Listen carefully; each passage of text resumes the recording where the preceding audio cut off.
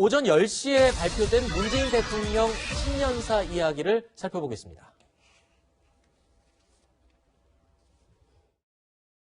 새해는 통합의 해입니다. 더욱 중요한 것은 마음의 통합입니다. 우리가 코로나에 맞서 기울인 노력을 서로 존중하고 우리가 이룬 성과를 함께 인정하고 자부하며 더 큰 발전의 계기로 삼을 때 우리 사회는 더욱 통합된 사회로 나아갈 수 있을 것입니다. 2021년은 우리 국민에게 회복의 해, 포용의 해, 도약의 해가 될 것입니다. 국가 경제가 나아지더라도 고용을 회복하고 소상공인 자영업자들이 입은 타격을 회복하는 데에는 더 많은 시간이 걸릴 것입니다. 코로나로 더 깊어진 격차를 줄이는 포용적인 회복을 이루는 것이 무엇보다 중요합니다. 자, 이번 이야기 오랜만에 저는 만나뵙습니다. 고용환 전 국가안보전략연구원 부원장님, 그리고 김우석 국민대 행정대학원 교수, 장윤미 변호사 두 분은 항상 날 나오시죠. 예, 세 분 반갑습니다. 자, 조금 전에 10시에 이제 대통령 신년사가 있었어요. 그런데 연초에 화두가 됐던 게 전직 두 대통령의 사면 관련 이야기였는데 오늘은 사면 이야기는 쏙 빠졌습니다. 그리고 지난 7일에 있었던 신년 인사회에서는 이 회복, 통합, 도약을 강조했는데 한 단어가 바뀌었어요. 통합이 빠지고 회복, 포용, 도약으로 바뀌었어요. 그러니까 통합 얘기를 언급했다가 사면론 논란이 일자 포용으로 좀 단어가 바뀐 것 같아요. 그렇죠? 그렇습니다. 왜냐하면 대통령이 이렇게 중대한 신년사를 하는 자리에는 단어를 고르고 또 이 어떤 상징적인 의미가 있기 때문에 상당히 심혈을 기울여서 이제 언어를 선택할 수밖에 없는데 말씀하신 것처럼 회복과 통합, 도약이라고 7일 신년사에서 언급됐던 부분 중에 통합이 포용이라는 단어로 이제 가름이 된 부분이 있습니다. 네. 왜냐하면 지금 이제 이낙연 총리가 쏘아올린 통합과 관련해서 사면론이 그닥 민주당 쪽에 유리한 국면으로 전개되지가 못했고 네. 오히려 또 아직 사법부의 확정적인 판결이 나기 전에 대통령이 이 통합이란 단어를 재차 거론하면 네. 마치 이제 사법부에 대해서 이 판결이 나오기도 전에 사법부를 존중하지 않는 것과 같은 그런 이미지나 이제 비판을 직면할 수 있는 부분이 있어서 사실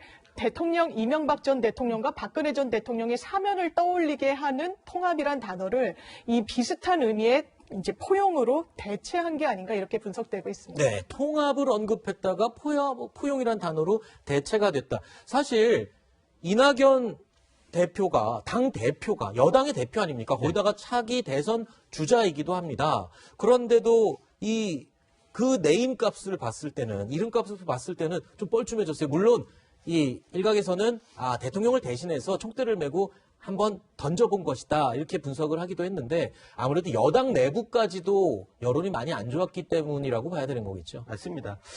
사실 포용이란 말이 통합의 대용어는 아니죠. 네. 사실 포용이라고 하는 건 계속 했던 얘기고 통합이라고 할 때는 뭐 사면하고 연결됐기 때문에 굉장히 정치적인 의미가 강한 거고 통합 같은 경우에 약간 사회적인 표현이라고 하면은 포용 같은 경우에 사회적인 표현이라고 네네. 하면은 포용 같은 경우에는 굉장히 통합 같은 게 경우는. 정치적인 의미가 굉장히 강하거든요. 네네. 그래서 이런 얘기가 나오면서 사면 얘기가 나오니까 이제 협치가 가능하나? 네. 이런 얘기들을 많이 했던 거예요. 아하. 그런데 내부에서 워낙에 반발이 강하니까 한 발 물러나는 거죠. 그런데 여기서 중요한 거는 제가 생각하기엔 그거에 저항이 크지 않으면 결단이 아니거든요. 네. 대통령 결단을 하는 거고 네. 사면이라고 하는 거는 어떻게 보면 국가 원수로서의 결단의 결과물이잖아요. 상권분리 네. 예외되는 거니까 네. 그런 의미에서 결단의 의미가 있으려고 하면은 이 저항에도 불구하고 상당 부분 이걸 돌파를 해야 하는데 네. 저항이 강해질수록 결단의 통 큰 결단이 된다라고 하는 의미에서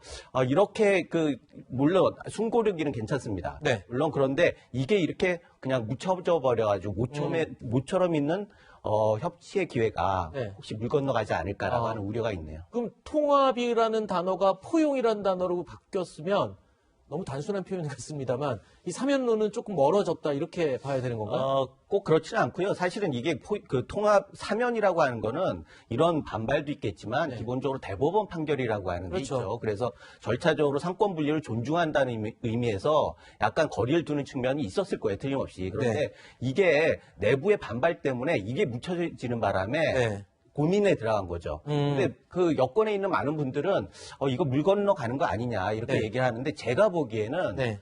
문 대통령 같은 경우에는 뭐 이제는 결단하셔야 할 때가 됐고 네. 너무나 좋은 기회이기 때문에 이제는 또 턴을 하는 게 전체적으로 문 대통령뿐만 아니라 네. 임덕을 방지하고 또 가까이에는 네. 재보궐선거에 있어서 굉장히 영향력이 있다. 그런 의미에서 결단을 좀 할 필요가 있다. 그렇게 정 생각합니다. 변호사님, 그러면 지금 목요일 날 박근혜 전 대통령의 대법원 두 번째 이제 판단이 나오잖아요. 그렇습니다. 그러면 그 이후에 사면론이 정치권에서 좀 더 본격적으로 거론될 수 있는 환경이 조성되는 건가요? 어때요? 그럴 수밖에 없을 것 같습니다. 말씀하신 대로 목요일 날은 대법원에서 이제 파기환송심에 대한 재상고심이기 때문에 네. 당일날 바로 이 판결은 확정이 되게 됩니다. 이 연초부터 사면론에 대해서 정치권에서 이 논쟁을 붙였고 실제로 청와대에서는 지금까지의 입장이 사법부에서 아직 확정되지 않아서 사면의 요건이 충족되지 않은 상황에서 언급을 하는 건 부적절하다라고 보류적인 입장을 취해왔습니다. 네. 이미 정치권의 화두로 던져진 이 논의에 대해서 확정이 됨과 동시에 이게 이제 이번 주 목요일 날 박근혜 전 대통령에 대한 어떤 그 대법원의 사면? 확정 판결이 네. 나오기 때문에 사면 요건을 충족하게 됩니다. 그렇군요. 그렇다면 여야에서 다시금 이 안건은 굉장히 논쟁적으로 발전할 수밖에 없을 거라고 알겠습니다. 생각됩니다. 그럼 저희도 목요일 날 대법원 판결 볼 네. 때까지는 그때까지는 뭐 사면론을 굳이 언급할 필요가 없겠네요. 그렇죠. 그때 가서 보고 금요일이나 목요일 날 그 상황을 보고 또 사면론에 대한 이야기를 본격적으로 나눠보도록 하겠습니다. 오늘 여론조사가 또 나왔어요. 내용을 살펴볼까요?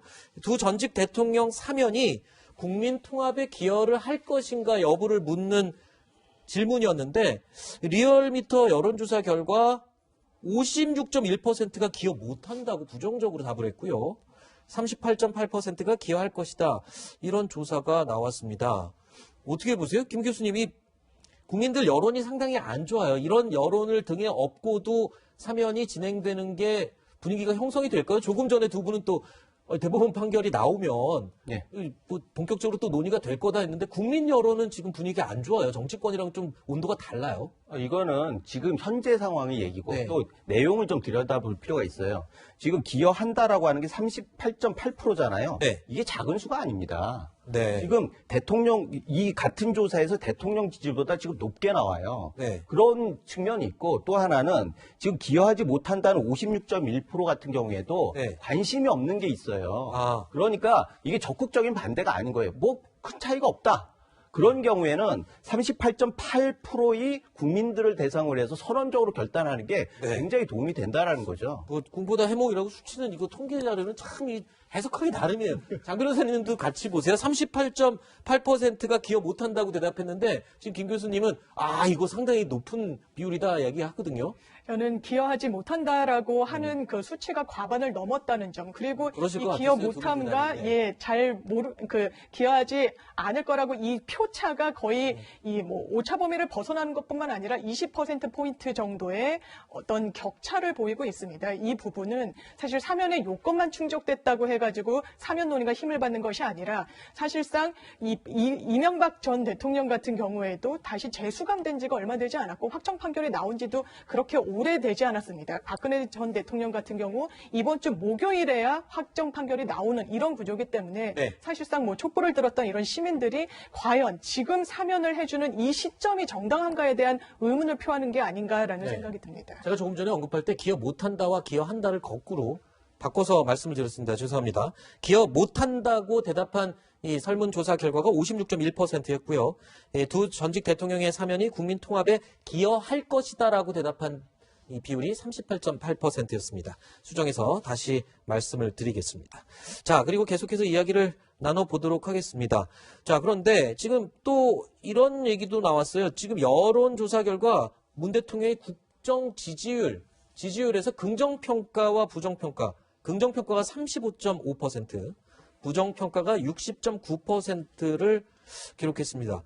이게 최근에 있었던 사면론의 영향까지 언급하기는 조금 지나친 거 아닐까요? 지금 이런 계속 기조가 있었던 겁니까? 어떻습니까? 만약에 그렇게 영향력이 미쳤다면 1% 차이는 아닌 거죠. 그렇죠. 네. 그러면 이거는 그냥 추세에 반영된 거다 이렇게 네. 하는 거고 그렇기 때문에 사면이 그렇게 지금 국민들이 심각하게 받아들이지 않는 측면이 있어요. 네. 그런 면에서 이거는 그 대통령께서 결단을 하고 이 38.8% 말씀하셨지만 이런 게 굉장히 중요하고 네. 이게 적극적인 반대층들을 설득하는 게 통합 아니겠습니까? 네. 그런 면에서 지금 38.8%는 국민의힘 지지자인 33.5%보다 훨씬 높아요. 그러면 중도층들이 상당 부분 거기에 관심을 가지고 있다라는 거고 네. 이게 그 반대하는 사람, 기여하지 못하는 사람들 중에 상당 부분은 사면한다고 해서 그걸 반대하지 않는다라는 거예요. 네. 그러면 통합이라고 하는 큰 틀에서 상대편을 인정하는 부분에서는 굉장히 의미가 있다. 그래서 네. 이건 적극적으로 선택을 해야 한다 이렇게 보입니다. 알겠습니다. 그리고 또 눈길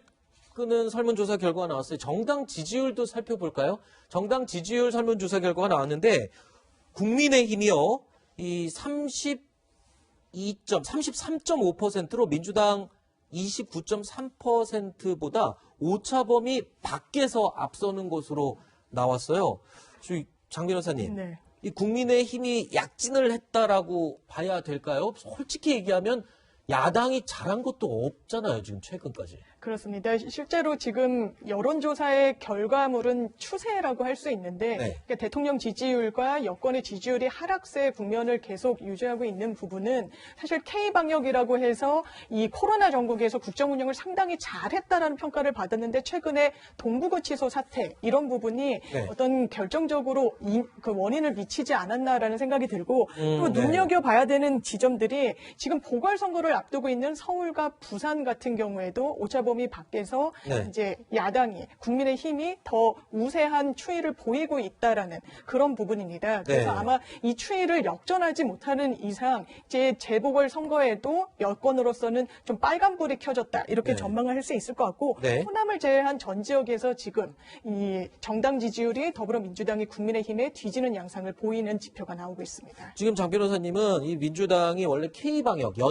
여당과 정부가 이 K방역으로 좀 지지율이 올랐었는데 동부구치소 사건으로 지금 꼬꾸라진 것 같다. 죄송합니다. 표현이 좀 지나쳤습니다. 떨어진 것 같다 얘기를 하셨고 제가 아까 국민의힘이 뭐 그렇게 잘한 것도 없는데 이게 지지율이 올라간 거 아닌가요? 했더니 교수님이 픽 웃으셨어요.